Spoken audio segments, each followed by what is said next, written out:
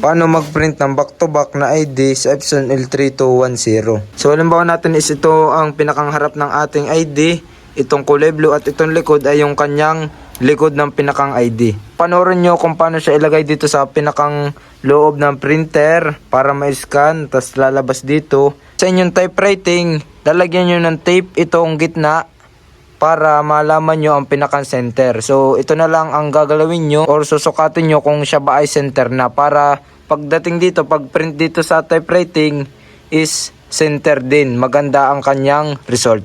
So ayan, lagay na natin yung ating ID. So may dalawa siyang option dito. Meron ditong black and white at meron ditong colored. So try natin itong black and white. So pindutin lang natin yan at automatic na siyang magpiprint.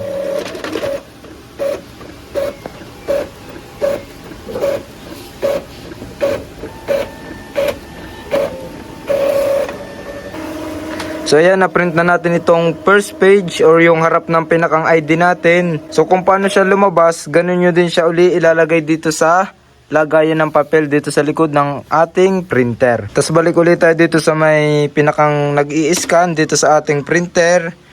Ayan, baliktarin lang natin yan. So ito namang ilalim, yung wala namang kulay blue.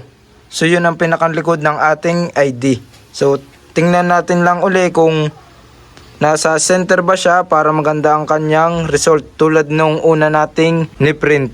Katapos niyan, takloban nyo lang yan at tap nyo lang uli itong button at automatic na siyang magpiprint.